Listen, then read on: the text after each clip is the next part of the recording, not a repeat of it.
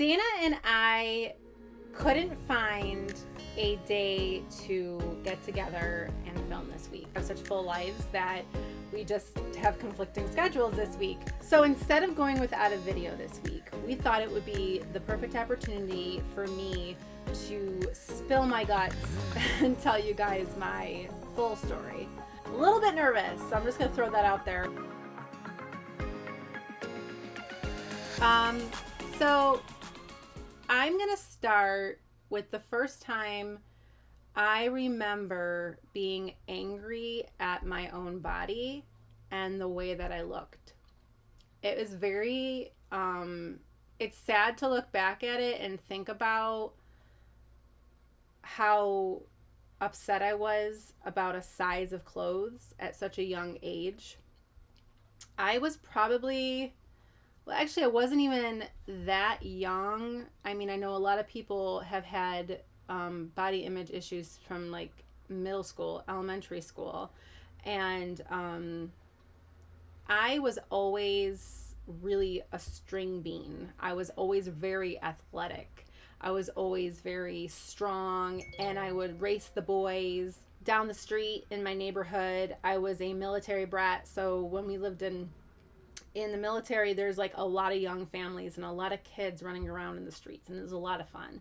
And there were trees that I could climb, and other friends, and we were just always playing and making friends and stuff. And I never thought about my body. Never thought, other than I want to run faster and jump higher and have fun with my body, and dance and all of that.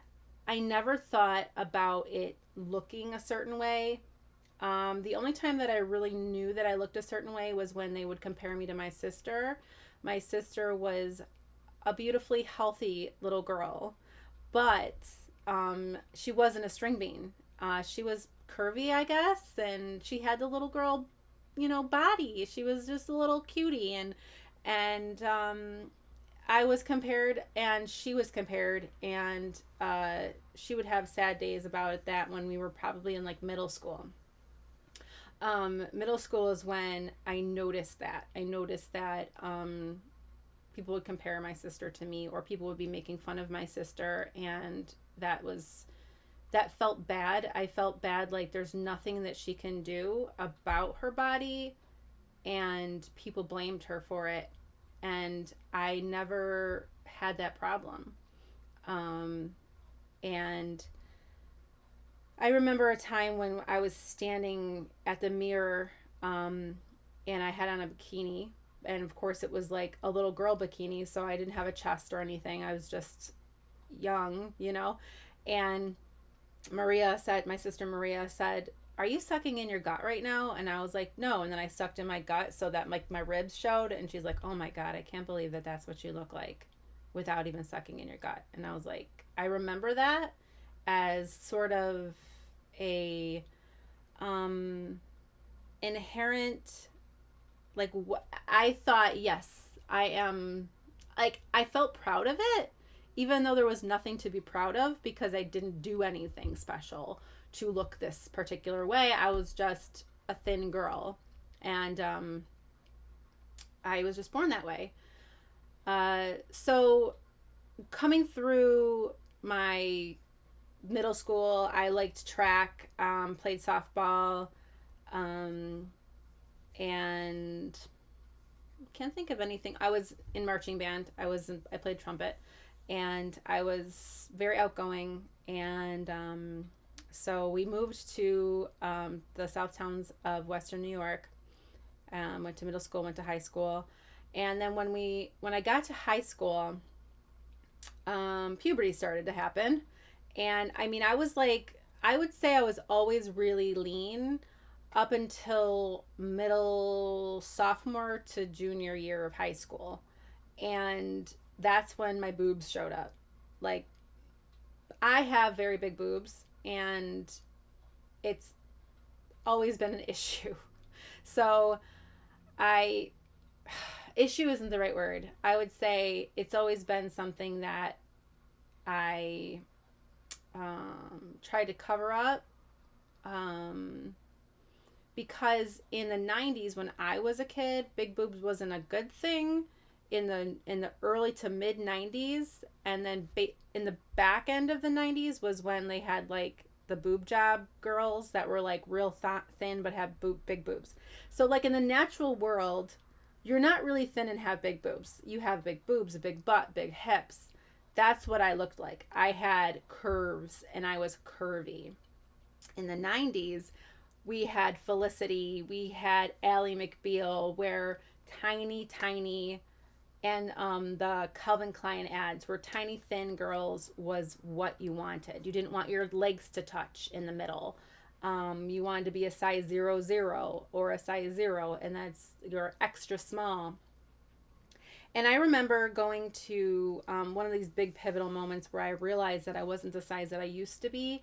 I went shopping with my dad. Actually, he brought me to the mall and he said he'd buy me a bathing suit because I think we were going on vacation or something. I'm not sure, but it wasn't normal for my father to bring me shopping because we didn't have a lot of money when I was a kid. So maybe by time we were in middle school, my father had a better job and he brought me shopping and he was going to get me some clothes. So I had always been a small, because like I said, I was always so lean. And I was like, I just grabbed a bunch of smalls because that's what I thought I looked like. And then when I put them on, I was spilling out of everything. Now, if I probably was a fly on the wall, I probably just needed a bigger size and I would have looked fantastic. But in my head, I had to be a small or I was fat. I had to be real tiny or I was fat. And from there, I remember crying in the bathroom, not the bathroom, in the crying in the changing room at the mall. I want to say it was like JCPenney, Sears, something like that, where it was like back in the changing room where like sometimes those the changing rooms are like a little bit closer to people where like you can't. Anyways, my dad was not anywhere near me. He was out in JCPenney or Sears or whatever. And I was in there and I came out and my face was red and he could tell I was crying. And he's like, so my dad has this trick he always likes to say that if I want to talk to my kids, I don't ask them what's wrong. I like take them out for lunch or I take them for ice cream and we sit and we have our ice cream and we talk. And that's how he would like our undivided attention was on him. Or even going for a drive, like let's go out to the park, drive out to the park and all that. But as a result, I was sad and we got ice cream. Which is funny because like that just shows up in my life as it goes, if you know what I mean. Now, I am absolutely not blaming my father. This was one of those moments where my dad was like, I'm going to talk to my daughter and we're going to talk about this. He did not think about the food, nor should he had thought about the food. He was just thinking, I'm going to treat my daughter and be like, let's go get ice cream. Let's go get ice cream and hang out. Who cares, you know? But what it kind of laid the foundation for me, unfortunately, was when I'm sad, what will make me feel better? Not talking. That didn't stay in my brain. Ice cream made me feel better. What makes me feel better isn't talking with my dad over lunch. Lunch makes me feel better. And food in general or any kind of thing. Also, again, pushing forward to drinking, my drinking years was another time when I would go to the bar, happy hour. They always had like food at happy hour. If you guys have that in your area, they usually had like a little buffet. Sometimes they had like little grabby foods. Shitty day at work, go to the bar, tie one on, and get a plate full of chicken wings. Good day, right? There's a good way to make myself feel better fast. And that actually started a time where I was dieting or focusing on what I'm eating and focusing on trying to control the amount of food that comes into me. So, as you can imagine, I'm like, well, if I feel like shit, I'm gonna go get ice cream, or I'm gonna eat something, or I'm gonna drink something, and I know that'll make me feel better faster.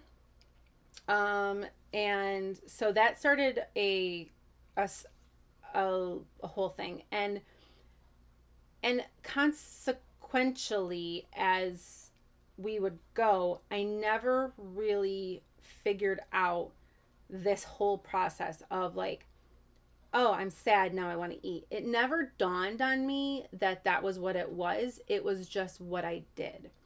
I just went for whatever made me feel good. And I will say, going through high school, you know, you go through breakups, you have heartbreak, um, friends fight, girl fights, all of the things. I would not, I wouldn't really try to like help myself in the ways that you would think. Like, I would eat candy, I'd have candy in my book bag. And those things would then um, be a negative on top of a negative. So I would feel shitty. I'd eat. And then I would feel like the regret of what I had done. And then as a result of the regret of eating a bag full of candy or a bag of M&Ms or a bag of whatever I was eating, I would then feel real heavy, because you know how you feel physically ill sometimes if you overstuff yourself. And then I would feel even worse. And there was this ongoing thing. And this would all be through high school. And now looking back at myself, oh my gosh, pictures of me, I looked so cute. I was not heavy at all. Not even a little heavy, but I was really sure that I was the one fat girl amongst my friends, because my friends were all tiny. And like nowadays, I probably would be like the one with the best body, because I had the boobs and the butt. And like nowadays, it's like boobs and butts are in. It wasn't in the 90s. So, like I said, I always said I was the fat friend. And I graduated from high school, and I started working full time right away. I was an activity director at a nursing home, and I can remember going on a diet when I was about 19 or 20 years old, like the first real diet, like counting points, counting calories. At this time, there was the pyramid. They don't have that anymore.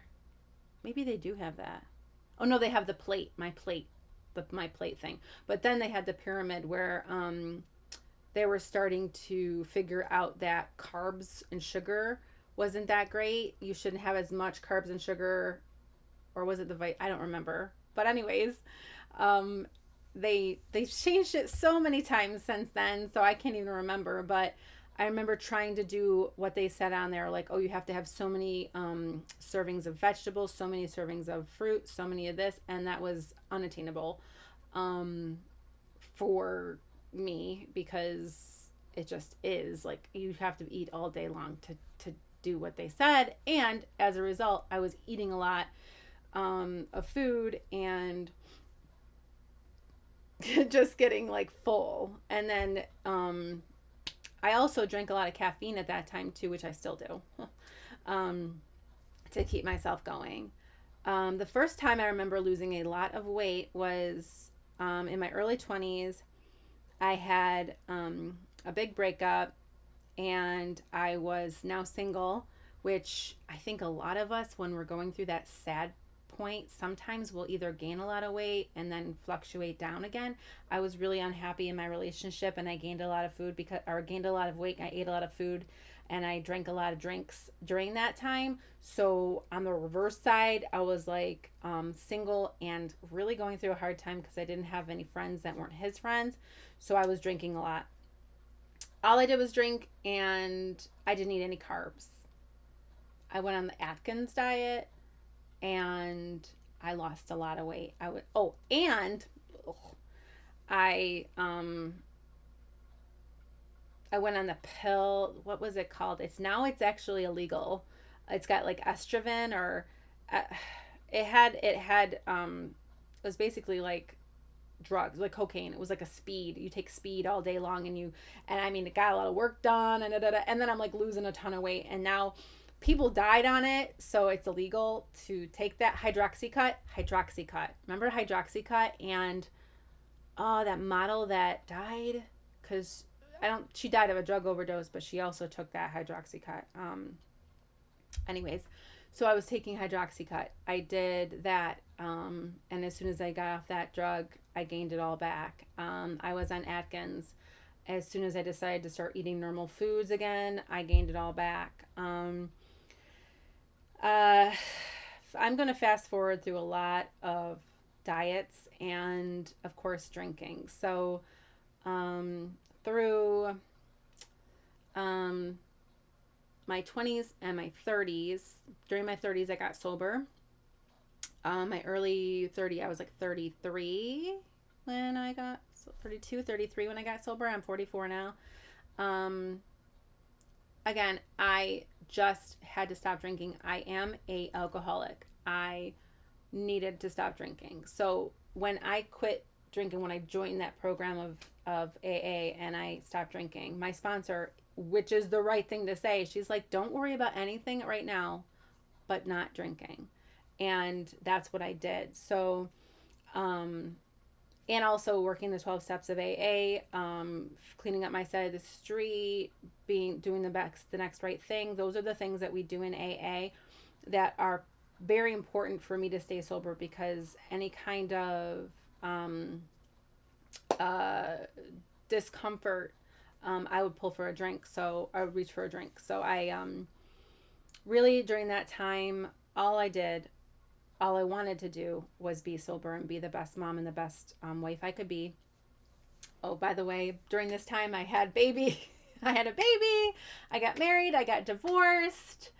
Again, my weight went up and down like crazy, and I drank a lot. I did eat. It was so weird too, because looking back, I trained for a 8K. I drank like a fish, and I lost weight. I have no idea how it happened, but I did. And then, no, that's not true. The first time I did the 8K, I drank like a fish and I lost weight. But then the second time I did it, I did not lose weight. And I was drinking, and I was really upset because I'm like, how could I possibly be doing all of these things and drinking and all of that? So it's very weird, the way that I compartmentalized everything and thought, well, it's not my fault.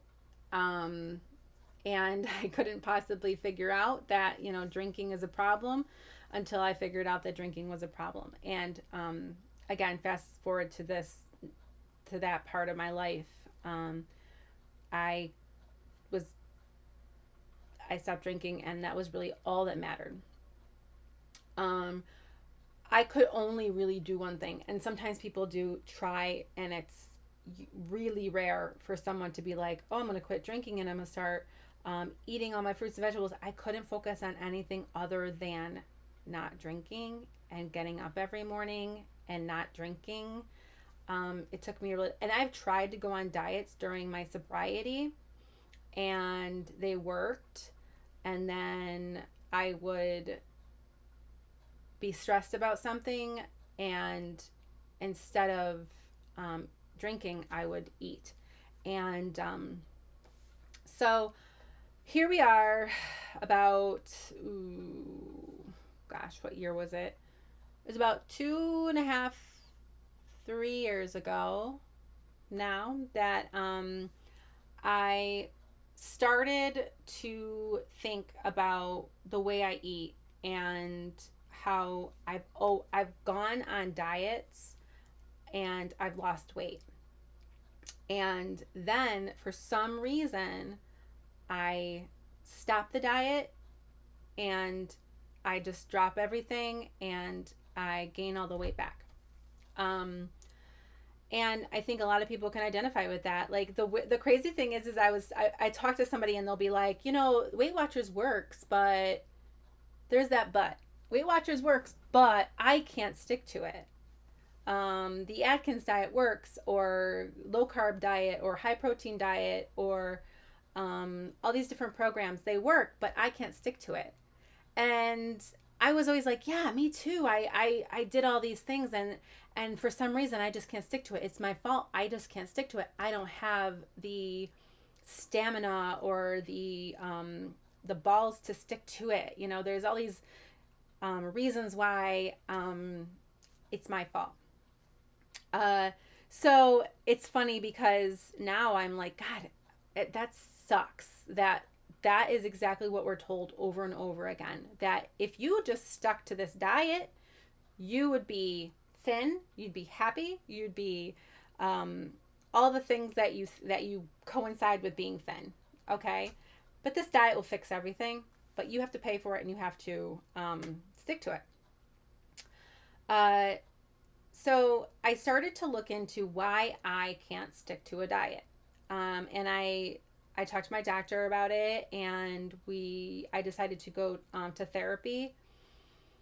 And when I went to one therapist who had the best of intentions, but he was like, well, what we're going to do is you're going to go on a diet, you're going to track your food, and then you're going to come back in 2 weeks and we'll talk about it. And I didn't go back in 2 weeks because I didn't think that made any sense.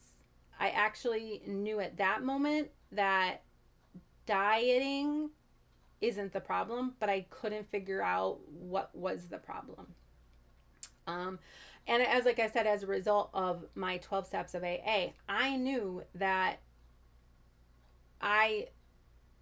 it's not just not drinking. Like there's all these other reasons why I drink or why I step outside of that and get drunk. And there's more to it. That's why we work the 12-step program, because if it was so easy as just not drinking and all of that, then nobody would be an alcoholic or an addict. We wouldn't have that.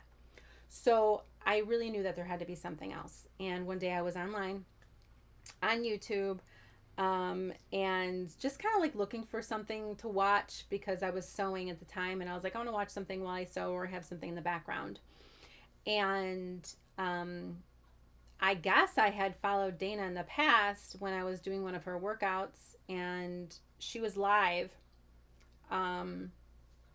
And she was doing a thing that she called the Roadmap to Food Freedom, which was a free week program to kind of introduce you to the mentorship program. It's not the mentorship program. It's more of like, is this mentorship program what works for you? Would it work for you? Is it something that you need? Is it something that resonates with you? So each day we had an hour meeting, and we had homework to do. I guess like a little like talk about different things, and everything that she was talking about really resonated with me. The fact that I would go on a diet and then I would fail, and then I'd go on another diet and I would fail, and it was all my fault because I'm such a failure. And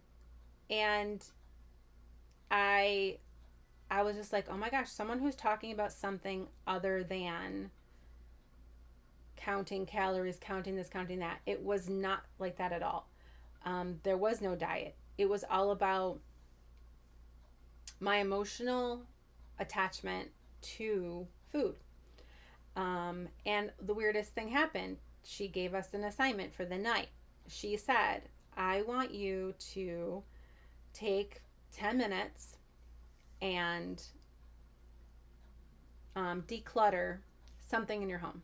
It can be an office desk drawer. It can be a closet. It can be something small because it's only going to be 10 minutes. And I want you to declutter it. And then tomorrow we're going to talk about it.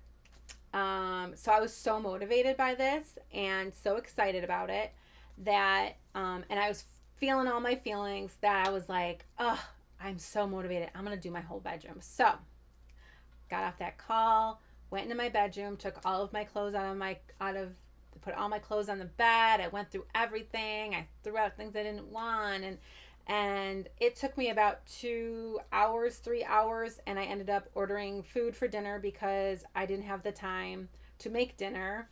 All of that. Husband came from work. He was like, "What are you doing?" I'm like, "I'm cleaning my bedroom." Blah blah blah. So then the next day came, and she said, "Okay, everyone, tell me how you were feeling about that 10-minute assignment. What did you feel during the assignment? How did you approach the assignment? What does, your area look like now?" And during those questions, and she had more things that she was, question yourself about the activity that you did. I realized that I feared that if I didn't do everything really, really fast and all at once, that I'd lose my motivation. I didn't trust myself. I thought I'm motivated, so I should do all of it. I should do everything right now. And I bypassed all of that. And also, the other thing that I did was I bypassed all of the other things in my life that had to do that day, and I just cleaned my room. I didn't make dinner. I didn't do the dishes. I didn't do anything else. I just focused on that one thing. Coming to find out that, wow, the big realization for me was that I binge everything. I binge exercise. I binge food. I binge cleaning. I binge, time with my family. I binge everything. So, and I look back at my drinking career, I wasn't like a, get up at 9 a.m. and drink every day drunk. I was a binge drinker. So if I started drinking, I would drink for days. Wake up and drink for days, and then I would get sober. I'd sober up. I'd have a terrible hangover. I have the DTs, and then a couple days later, or maybe a week later at the most. Oh my God, just a couple days really. I get my life back together. I would do the dishes. I would do laundry. I would clean the house. I would do everything that I had to do to get my life back in order really, really, really fast. And then on Friday, it was happy hour, it was time. I deserved it again, and I binged for the weekend. So now, with that being my history, I realized, oh my gosh, I binged. That was like part of who I am, binging. That's what I knew. And I didn't know how to stop myself from binging. And I also, I have ADD, which makes it really hard for me to do more than one thing at a time. Or maybe, let's say it this way, I usually do a ton of things at the same time, but when I know that something needs to get done, I will sit and I will, if I have the motivation, if you have ADD, this is what happens to you. If I have the motivation to do something, I overdo it. And that's what happens to me. So knowing this, I can't unknow this about myself. And knowing that Dana was the first person who actually said, it's not about the food, it's about you. And there's so much more there. There's so much more than just the food. So in the exercise, I realized that, what did I do? I overdid it. I didn't eat a healthy dinner. I just dropped everything and went. So I was like, this girl gets it. She has a completely different way of approaching diet and exercise and self-worth. She comes in through a whole different door. And so I joined the program, the mentorship program. Starting off in the program, I did not start exercising for maybe 6 months into it. I focused on doing the modules, doing the trying to come to terms with like who I am, what I really want out of, why really do I want to lose weight? What is it that what is going to happen to me? Like if I'm the size that I want to be, and if I'm this perfect size and that I've always wanted to be, when I get there, what does that mean? Who, why, my motivation isn't actually what I look like. And I can say that probably for a lot of people. What they really want is confidence. What they really want is happiness, or maybe even being able to get up off the floor without groaning, being able to play with their kids. There's all these other emotionally attached reasons why we want this picture in our mind. So that's what I started to work towards. The things that I actually really wanted, feeling good, eating a good meal so that I slept well, maybe walking with the kids so I slept well. Like sleeping was always a really hard thing for me because I would eat food before I went to bed, and I would eat like ice cream, like why, I don't know, I just did. And it's like, Mandy, uh, it's like, Mandy, of course you're not sleeping well, you ate ice cream. I'm like, well, I deserve it, I had a really hard day and I deserve a bowl of ice cream. um, so I started to treat myself with love and with kindness the way that I haven't in a really long time. Instead of beating myself up for eating a bowl of ice cream, I treated myself like I would one of my kids. I would say, Mandy, it's 8 o'clock at night. You have to sleep in an hour or two. You cannot have a bowl of ice cream. And I was like, would I, if my kids came to me at 8 o'clock at night and said they wanted a bowl of ice cream, I wouldn't turn around and say, what did you eat today? What did you eat? What did you do? Do you deserve this ice cream? Are you fat? Get on the scale. Tell me how much you weigh. You don't deserve this ice cream. I wouldn't treat someone I love the way I treated myself. I would say, kiddo, are you hungry? If you're hungry, why don't you get a handful of pretzels because that won't bother your tummy. If you really are hungry, you should have maybe something real light, that will make it so that you can sleep comfortably. So I treated myself that way, right? So then I ended up really, really finding kindness for myself. And it was magical. It was like something I'd never, and it's like I would love to just sing it from the rooftops. I realized that this doesn't work for everyone the way that I do. The way that the thing that worked for me might not work for everyone, but I think it would work for a lot of people. So um, I was just so happy to be like starting to hate myself so much less and looking in the mirror and saying, this is what I look like. And I'm pretty proud of who I am. So then it fast forward a year. I'm in the program for a year, and oh, and in the beginning I stopped. I haven't weighed myself. I haven't jumped on a scale in my own home in like 2.5, 3 years. That was one of the things I gave up, weighing myself. That number doesn't mean anything. Um, it meant nothing, and it still means nothing. It is something that the doctor might need to know if I'm, gaining weight, losing weight. But what makes me feel good is getting up off the floor without groaning, sleeping really nice at night, being able to play with my niece and run around with her. She's 3. All the things that like am feeling comfortable in my own skin. All those things that I talked about, what I thought being thin would mean, I started to feel that way, and I continue to feel that way. Now, the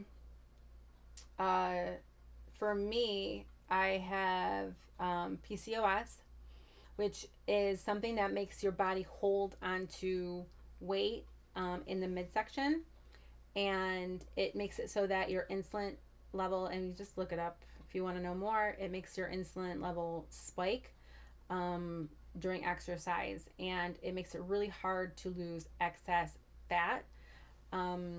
So after a year of working this program and eating well and exercising, like I said, I didn't start moving my body really with intention until I was about 6 months or more. I work out now 3 times a week with Dana. So I went to my doctor and I said, here's the thing. I've been healing my relationship with food and exercise, and I'm doing great. And I told her all the things that I'm doing. And she said, at this point, I think that this would be a good opportunity for you to go on the shot. I'll put it in here. So I went on a drug to help with the insulin levels that were going up and down. And I continue to work the program and work with other people. And now I know I've lost sizes and I'm smaller. And I know that some people will look at this and think, yeah, you're skinny now. You took the shot. But please understand that that was not the answer. The answer was the year before I took the shot. There was no way in hell I would have invested the kind of money it takes in myself or trusted myself to take care of myself and go on that drug with my doctor. My doctor suggested it. If I hadn't done all the work that I had done on my self-esteem and my self-worth and all of that. So I also don't think that I would have the same kind of breakthroughs that I've had since losing the weight. I had a little bit of like a who am I now, because I've always been the chunky funny girl who makes fun of herself, and it's like a club that I am no longer part of, and that made me kind of sad that I might be looked down on the way I would look down on other people for being thin and be like, oh yeah, you're such a skinny bitch, and it's like I had to let go of that because I'm not a skinny bitch. I know who I am, and I know how hard I worked to become physically and mentally happy with who I am. There's so much more to who I am than what I look like. And I just want to live the best possible life I can. And losing inches off my body has helped me be the best person that I can be. I can show up today the healthiest I could possibly show up. And I'm going to continue to do that. So that's it. I hope you guys brings us to now. So part of the mentorship program is working one-on-one with either me or Dana. Now I work with Dana, and as you know, I'm in the YouTube channel with her, and we kind of clicked because she has a perspective of diet culture and working out and excessive working out, and that's where her story comes from. My story comes from a different angle of addiction and binging and PCOS and that side of my story. So we kind of work really well together and try and help as many people as we can through the mentorship. And if you're curious about the mentorship, please look in the comments below and or in the description below, and you can schedule a time with me to talk about it. And that's it. That's my story. And let me know what you think.